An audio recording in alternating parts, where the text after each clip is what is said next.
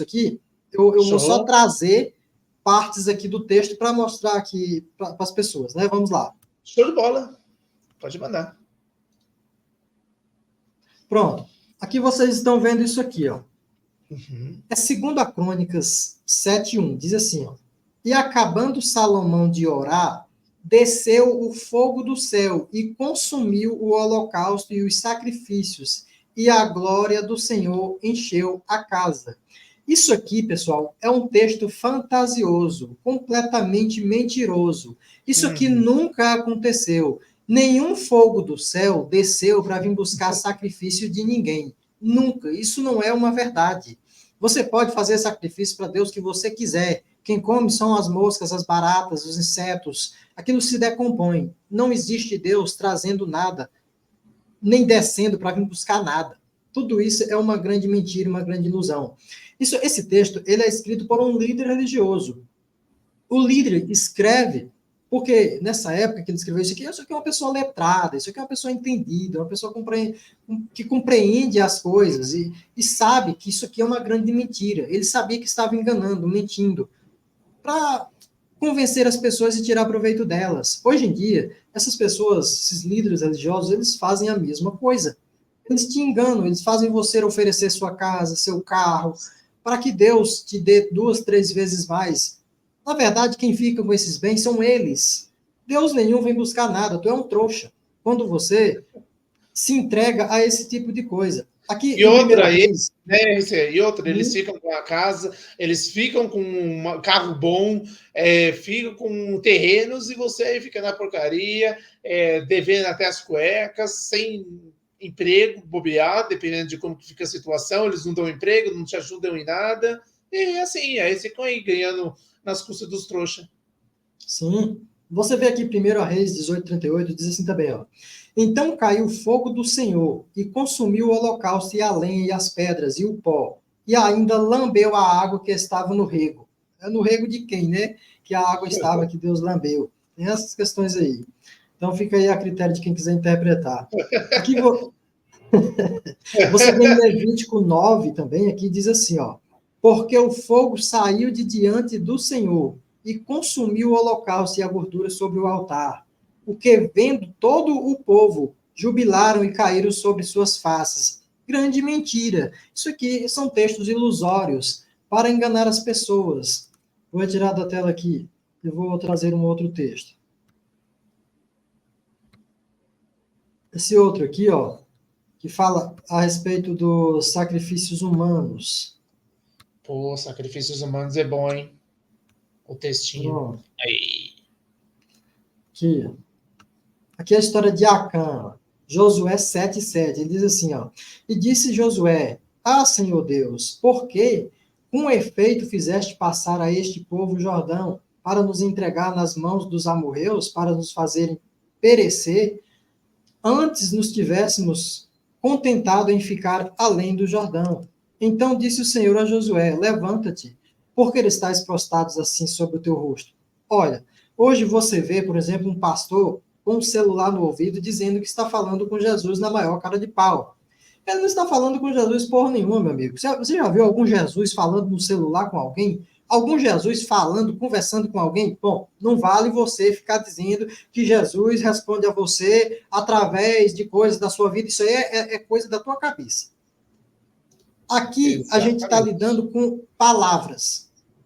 Deus que fala, Deus que fala, Deus que tem dialeto, Deus que tem um idioma, Deus que consegue dizer palavras. Então aqui ele diz, né? Exato. Israel pecou e transgrediram a minha aliança que lhes tinha ordenado e tomaram do anátema. Anátema é roubo, né? Anátema é roubo. E furtaram e mentiram e debaixo da sua bagagem o puseram. Isso aqui ele está falando porque eles haviam invadido, eles estavam invadindo lá as cidades cananeias, e o Acã ele havia pegado algumas coisas que eles estavam roubando para o templo de Josué, o Acã levou para a casa dele, para a tenda dele, em vez de levar o roubo para o Josué, porque o roubo, as coisas roubadas, eram para o Josué, e o Acã levou para ele. Aí Josué, desconfiado, inventou essa trama aqui. Claro que isso aqui é um texto que outra pessoa escreveu, não foi Josué, não foi ninguém, isso aqui é um personagem. Josué provavelmente nunca nem existiu, isso aqui é uma história criada em cima de uma cultura, de um costume de um povo. Aí ele diz assim: então Josué e todo Israel com ele tomaram a Acã, filho de Zerá, e a prata, e a capa, e a cunha de ouro, isso aqui são as coisas do roubo, né? E seus filhos e suas filhas, e seus bois, e seus jumentos, e suas ovelhas, e sua casa, sua tenda, e tudo quanto ele tinha, e levaram-nos ao vale de Acor. E disse Josué: por que nos perturbastes? O Senhor perturbará neste dia. Pera, o que foi que Deus fez? Nada. Vamos entender? Ele disse, né? Por que nos perturbaste? Ou seja, porque roubou as coisas que você estava roubando para mim, que você levou para você, o roubo era meu. Então o Senhor vai castigar, mas o Senhor nada fez. O que foi que aconteceu? Todo o Israel o apedrejou e os queimaram a fogo depois de apedrejá-los. Apedrejaram e queimaram o quê? O que eu acabei de ler aqui. Acã, a esposa, os filhos, os animais Triste, e a né? própria tenda de Acã.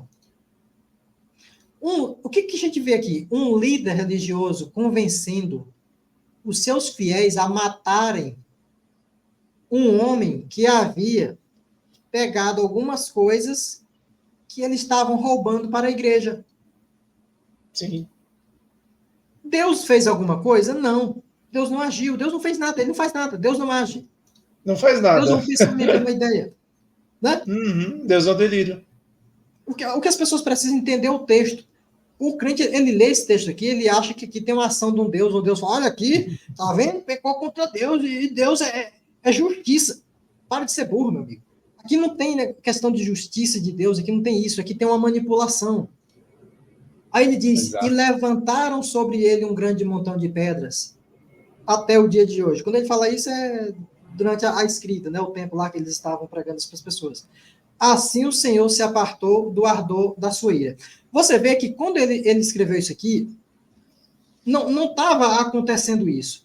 Ele criou uma história como se isso tivesse acontecido há muito tempo, para enganar as pessoas. É a mesma coisa de Jesus. As pessoas dizem, peraí, Jesus existiu, tem um calendário, meu amigo, esse calendário, ele foi criado em cima de um mito, de uma lenda.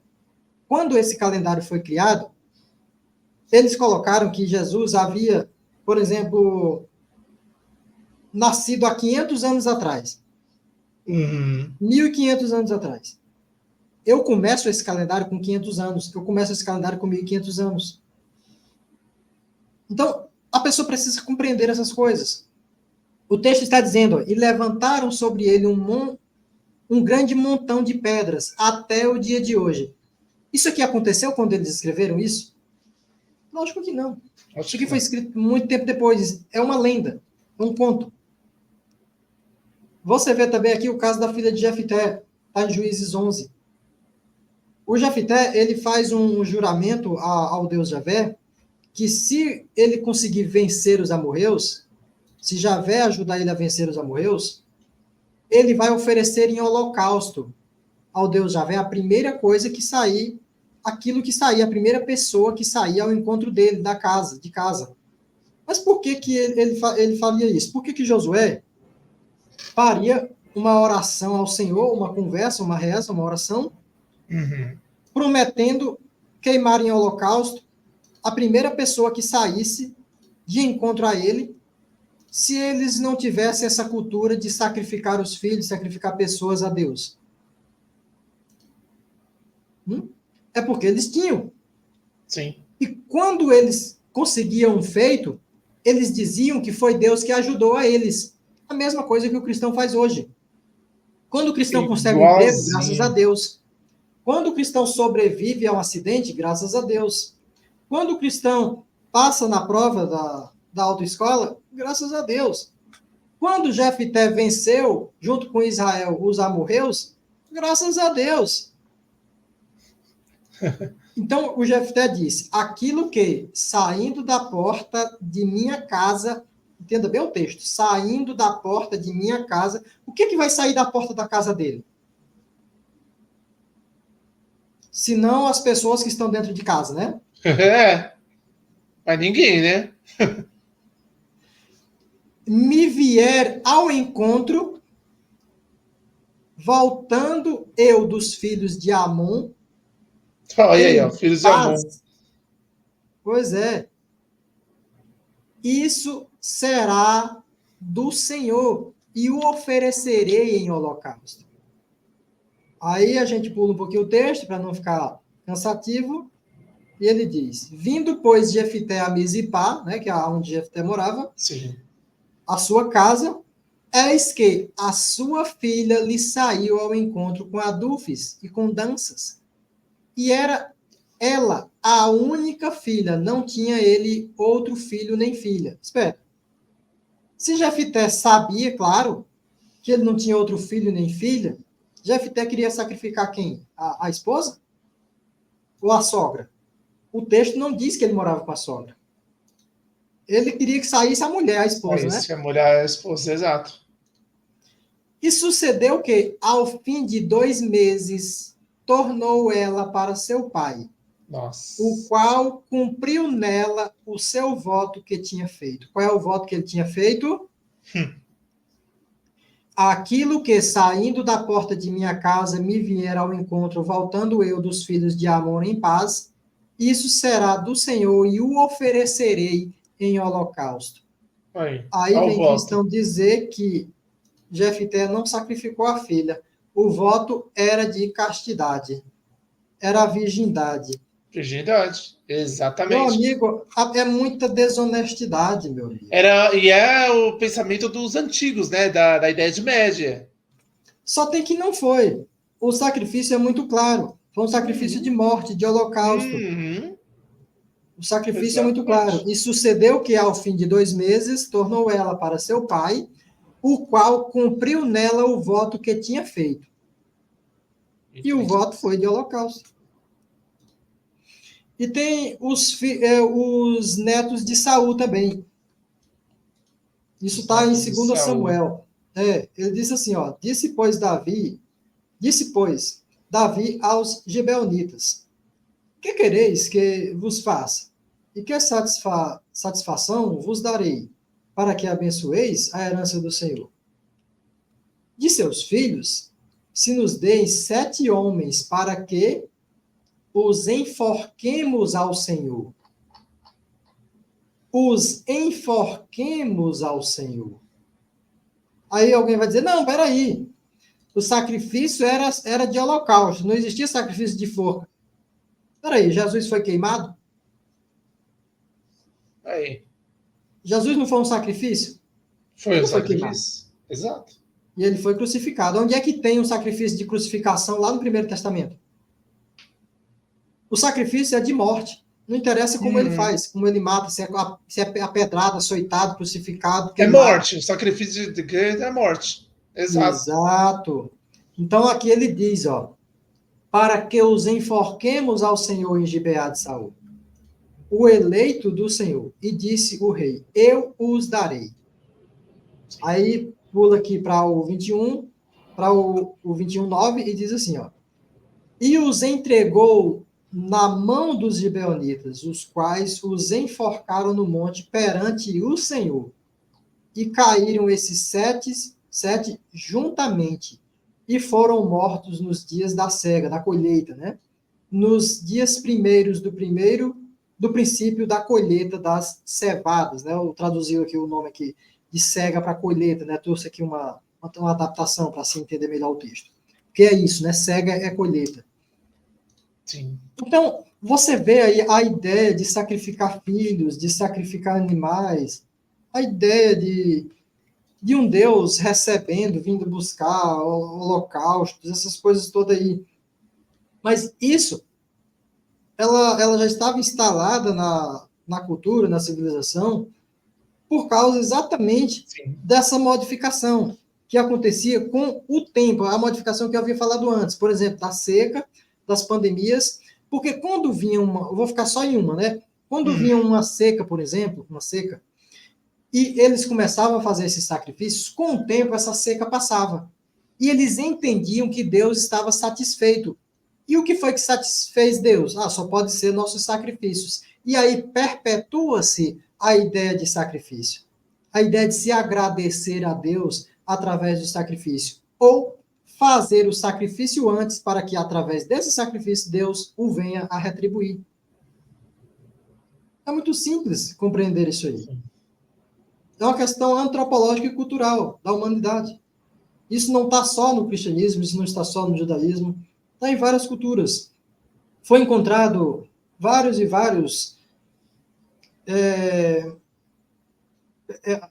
corpos, né, corpos conservados, né, corpos conservados, eles estão tipo mumificados, de adolescentes, crianças, que foram usados em rituais de sacrifícios por outros povos.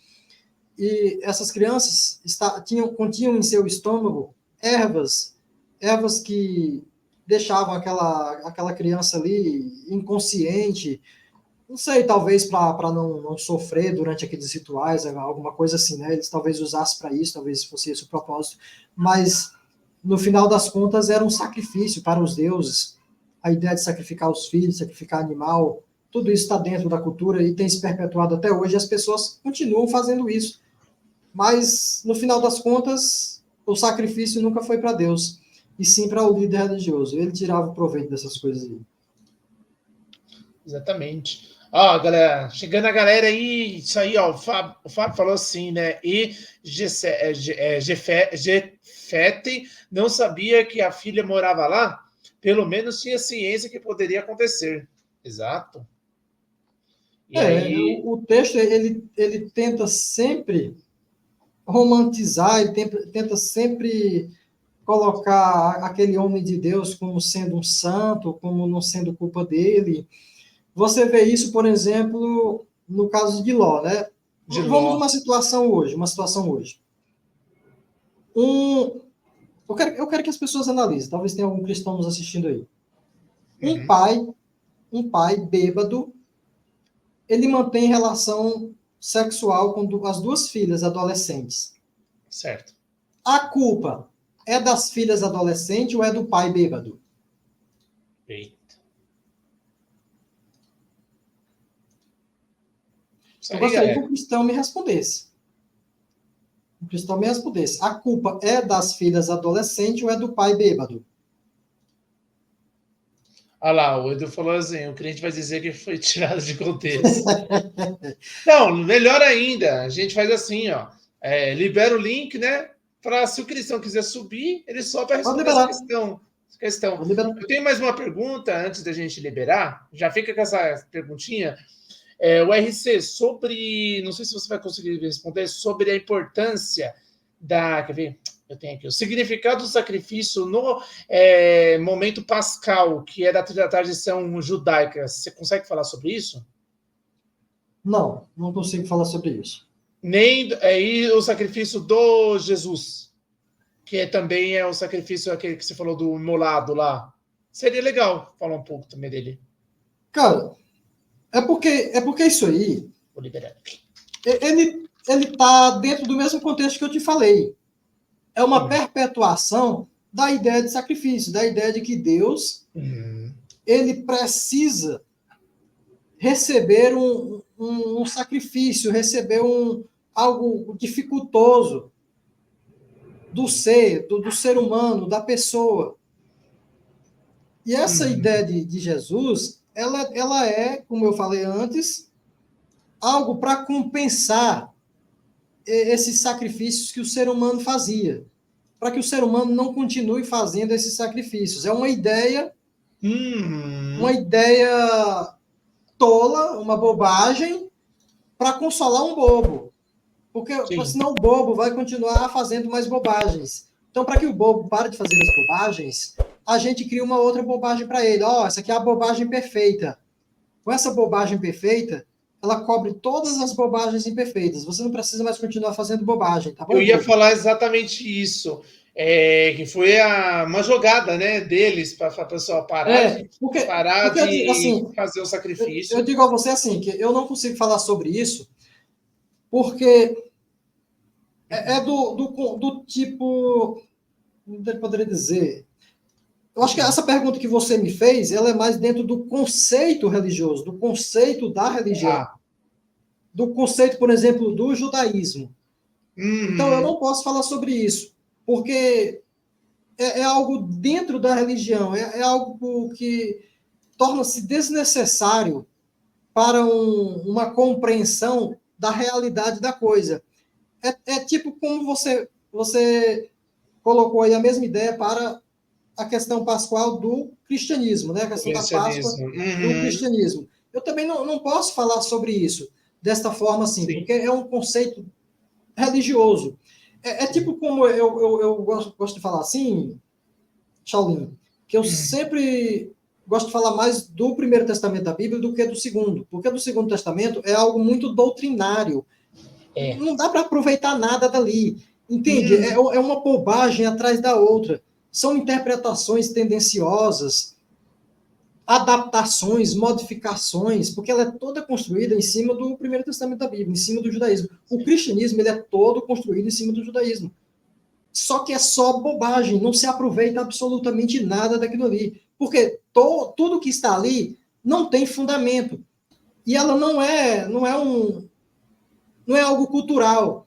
Quando você vai para o Primeiro Testamento da Bíblia, aquilo ali é algo cultural. Você vê ali dentro o comportamento daquelas pessoas, daquelas tribos, daquele povo.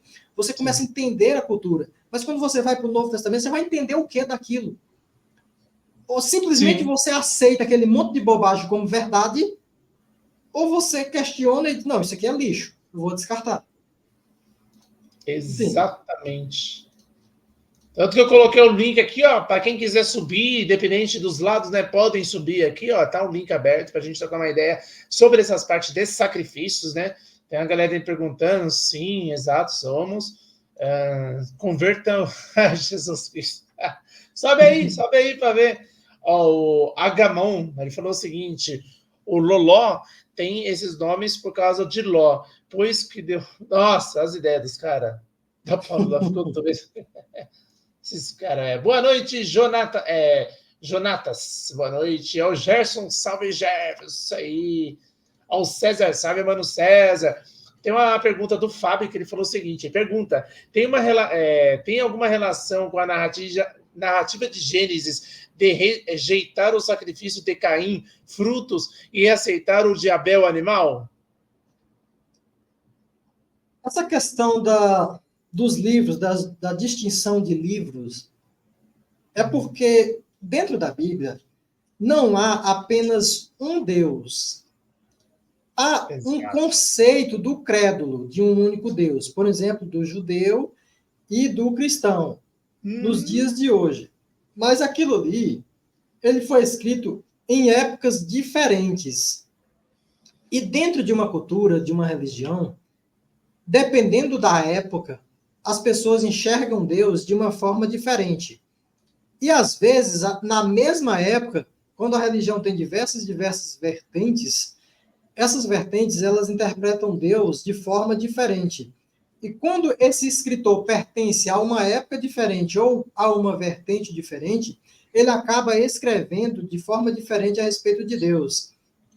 Ali, no Gênesis, nessa questão do Caim e do Abel, o escritor ele tinha uma ideia de um Deus carnívoro, um Deus que gostava de sacrifícios de churrasco, desse tipo de coisa.